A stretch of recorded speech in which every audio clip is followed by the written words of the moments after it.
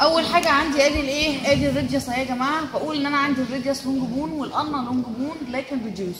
طيب بقول ان انا عندي العظمه اللي انا بدرس عليها او بتكلم عليها دايما اللي هي عظمه مين؟ الهورس.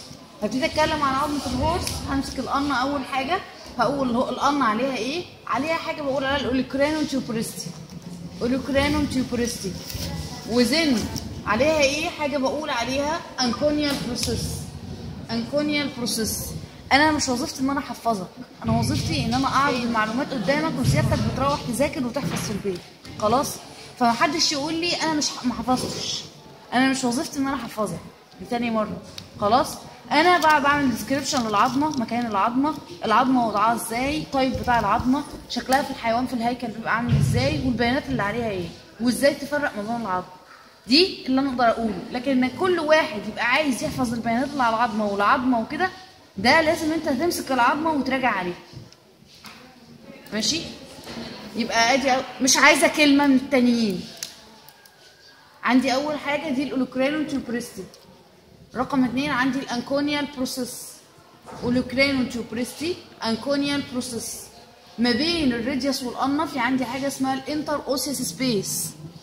الانتر اوسيس سبيس يعني التجويف البين عظمي. انتر اوسيس سبيس.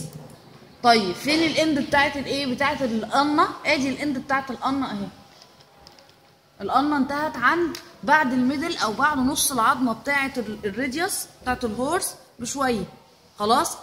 طيب هاجي ابص بعد كده على الايه، على الريديوس بقى والبيانات اللي عليها. هلاقي عليها ايه يا جماعه؟ هلاقي عليها رقم 1 حاجه بقول عليها طبعا ديت، يا اما اقول عليها سيميلونر او اقول عليها تروكليار نوتش. هيومرال ارتيكولار او تروكليار نوتش اختصارا لكل الكلام اللي انا قلته على السبوره. تروكليار نوتش. ليه؟ عشان التروكليا بتبقى هنا. رقم 2 هلاقي عندي هيومرال ارتيكولار سيرفس. هيومرال ارتيكولار سيرفس اهو.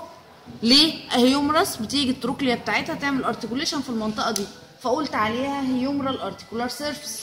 الهيومرال ارتيكولار سيرفس دي بلاقي في النص، لو خدت بالكم الناس كلها، في ريدج او ريدج عالي اهو، بقول عليه الساجيتال ريدج. الساجيتال ريدج. يبقى تاني عندي الساجيتال ريدج. خلاص؟ يبقى عندي الساجيتال ريدج. انت معايا قلم ازرق؟ قلم انا معايا. يبقى فين اول حاجه؟ ادي الايه؟ ادي تروكليار نوتش.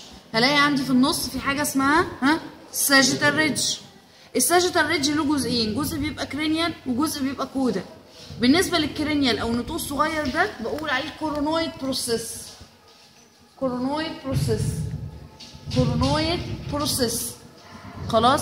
طيب بالنسبه لورا، ورا مش واضح على العظمه دي، هنشوفه فين بقى؟ في عظمه هورس بره واضح عليه، هشوفه عندي في الايه؟ الاوكس. الاوكس هلاقي عندي حاجه بقول عليها الساينوفيال فوسا. الساينوفيال فوسا. الساينوفيال فوسا. يبقى تاني ان انا عندي ثانيه واحده بس اجيب قلم من بره، قلم من سبوره عشان خاطر نشوف.